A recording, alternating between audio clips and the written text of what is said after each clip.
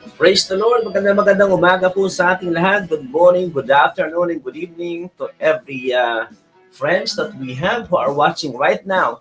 Once again, this is Pastor Rainy, and I would like to personally invite you once again for another episode of our Gospel and Friends today at 5 o'clock in the afternoon, British summer time.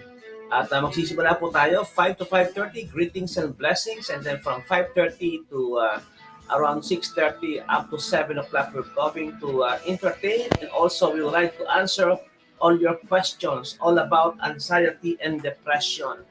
It's really good to know that Christian churches must be dealing and discussing not only spiritual things but also on every concerns that affects our daily life. So mamaya po ay pag-uusapan natin ang issue po na concern that we have about anxiety and depression.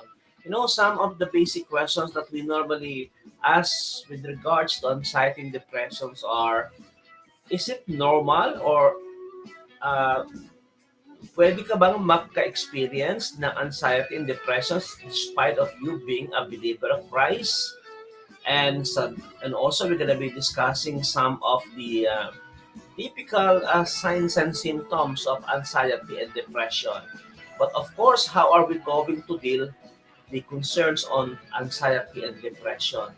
So mga kapatid, if you have some concerns about the topics, like this topic that we're going to be discussing later on, so please mag-tune in lamang po kayo, and or maybe some people that you know, that people you love, your family, or maybe yung mga kamag-anak po natin ay iniimbitahan pa rin po namin kayo na manood po mamaya.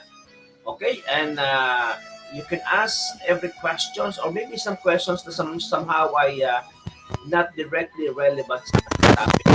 We can entertain them. Amen?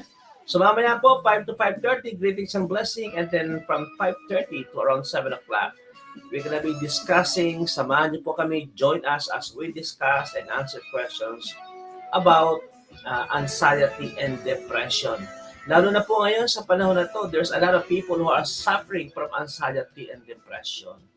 And also, we're gonna be giving you some biblical sites, or biblical principles and biblical helps. How are we going to fight and overcome anxiety and depression? Nako mga kapatid, please share the link that you're watching right now sa mga kaibigan ninyo na nalulungkot, sa mga kaibigan niyo dumaranas ng anxiety at saka ng depression.